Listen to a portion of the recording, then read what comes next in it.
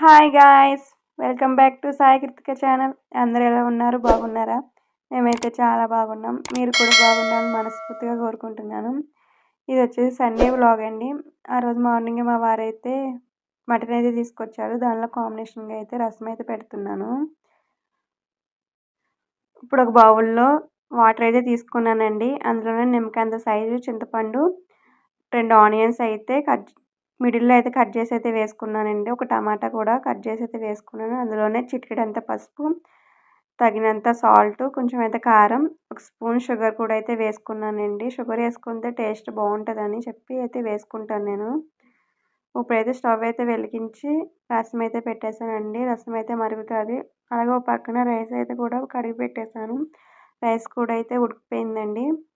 ఇప్పుడైతే మటన్ అయితే నీట్గా అయితే వాష్ చేస్తానండి. సాల్ట్, పసుపు అయితే వేస్తే నీట్గా అయితే వాష్ చేస్తాను.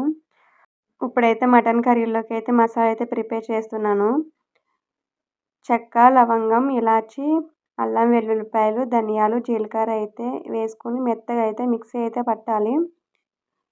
మసాలా అయితే మిక్సీ అయితే పట్టేసానండి.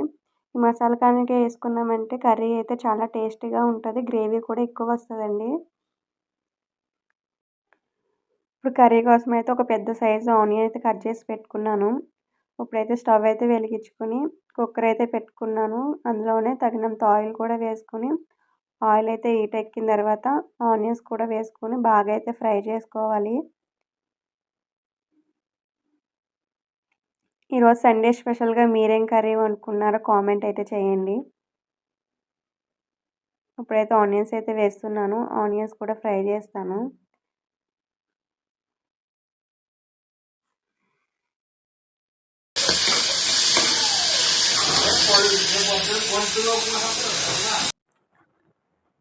రసం కూడా అయితే మరుగుతుందండి.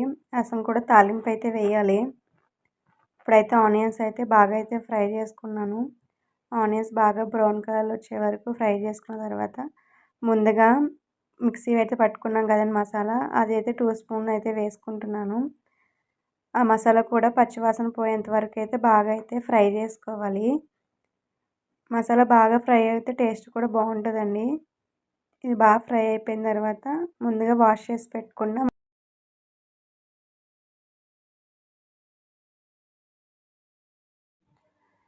ఆ మసాలా అంతా మటన్కి అయితే బాగా పట్టేలాగా కలుపుకున్న తర్వాత అందులోనే చిటికెడంత పసుపు కూడా వేసుకొని బాగా కలుపుకోవాలి.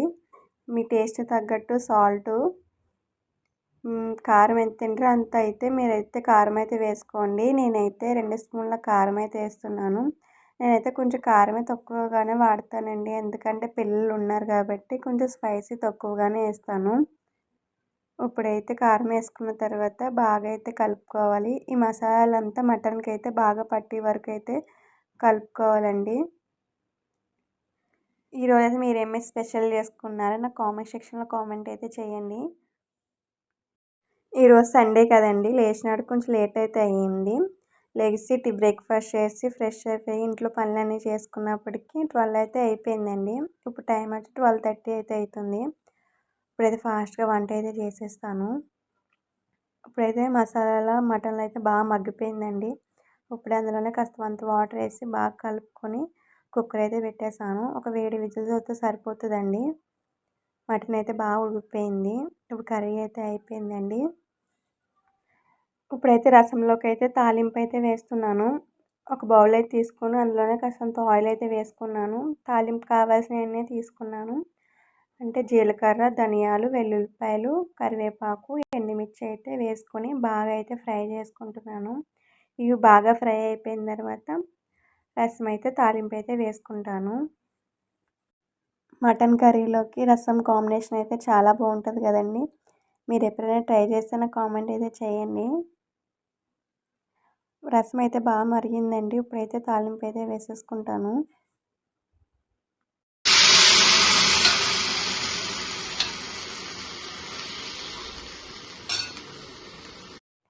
ఇప్పుడైతే అందరం కలిసి లంచ్ అయితే చేస్తున్నాము. మా చిన్న పాప అయితే ఆమె ప్లేట్లోకి ఆమె వడ్డించుకుంటుంది. మా పెద్ద ఆమె అయితే మటన్ తిన్నంటుంది. ఆమెకైతే చికెన్ కావాలంట. సర్లే నేనే తినిపిస్తాను అని చెప్పిన. ఆమెకైతే తినిపించి తర్వాత అయితే నేను తింటాను. ఇప్పుడైతే మా వారికైతే పెడుతున్నాను. ఇప్పుడైతే అందరం కలిసి లంచ్ అయితే చేసేస్తాము. ఆమె చూసారా మా చిన్నామె ఎక్స్ప్రెషన్స్ ఎలా ఇస్తుంది ఎంత క్యూట్‌గా. లంచ్ అయితే అయిపోయిందండి. లంచ్ తర్వాత వచ్చిన గిన్నెలైతే నీట్‌గా అయితే వాష్ చేసుకుంటున్నాను. గిన్నెలైతే వాష్ చేసుకున్నాక బయట బట్టలైతే ఉన్నాయండి. అవైతే నీట్‌గా ఫోల్డ్ అయితే చేసుకొని సర్దుకుంటాను. మా పెద్దామెకైతే కేక్ అయితే కావాలంటండి. ఆమెకైతే కేక్ అయితే చేయమంటుంది. కేక్ కావాల్సిన కొన్ని అయితే లేవండి. ఇప్పుడైతే బయటికెళ్ళి తెచ్చుకుంటాను ఎళ్ళి. ఇంట్లో పనులన్నీ ఫినిష్ చేసినప్పటికి ఈవినింగ్ అయితే అయిపోయిందండి. ఈవినింగ్ మా వారి కోసం అయితే టీ అయితే పెట్టాను. టీ కూడా అయిపోయిన తర్వాత మా వారికి అయితే ఇచ్చేసానండి. వారైతే టీ తాగుతున్నారు. నైట్ డిన్నర్‌లోకి అయితే మార్నింగ్ చేసిన కర్రీ, రసం అయితే ఉన్నాయండి. వాటితోనే డిన్నర్ అయితే చేసేసాము. మా వారైతే మార్కెట్‌కెళ్ళి వెజిటబుల్స్, ఫ్రూట్స్ అయితే తీసుకొచ్చారండి. ఇప్పుడైతే నీట్‌గా అయితే సర్దేసుకోవాలి. ఇంట్లో పనులన్నీ ఫినిష్ చేసుకున్నప్పటికి 11 అయితే అయిందండి. ఇప్పుడైతే ఫ్రిడ్జ్‌లో అయితే వెజిటబుల్స్ అన్నీ అయితే నీట్‌గా అయితే సర్దేసుకుంటాను. ఫ్రూట్స్ అయితే వాటర్ మెలన్, గ్రేప్స్ అయితే తీసుకొచ్చారండి. వెజిటబుల్స్ అయితే తీసుకొచ్చారండి. ఈ వెజిటబుల్స్ అయితే ఇప్పుడైతే ఫ్రిడ్జ్‌లో అయితే పెట్టేసుకుంటాను.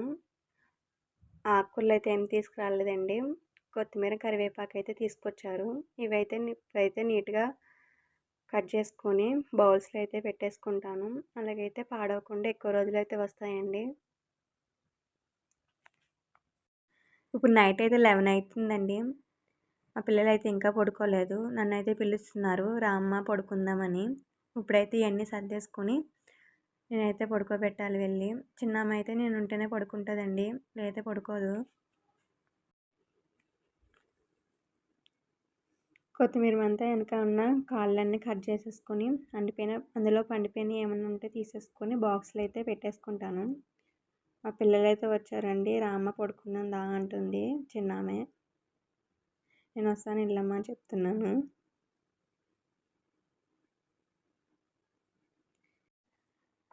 ముందుగా అయితే గ్రేప్స్ అయితే కడిగేసి అయితే పెట్టుకున్నానండి. ఎందుకంటే పిల్లలైతే తొందరగా వచ్చి తింటారు కాబట్టి కడిగేసి పెట్టుకుంటే బెస్ట్. గమ్మున తిన్నా ఏం కాదు కాబట్టి. అలాగే కరివేపాకు అయితే నీట్‌గా పలుచుకొని అయితే బాక్స్లో అయితే పెట్టుకుంటున్నాను. ఇక్కడితో వీడియో కూడా ఎండ్ చేస్తున్నానండి. మా వీడియోస్ కనుక ఎవరికైనా నచ్చినట్లయితే ప్లీజ్ సబ్స్క్రైబ్ చేయండి అండ్ లైక్ చేయండి అండ్ షేర్ కూడా చేయండి. మరొక వీడియోతో మళ్ళీ కలుద్దాం. Bye guys. Bye bye. Thanks for watching guys.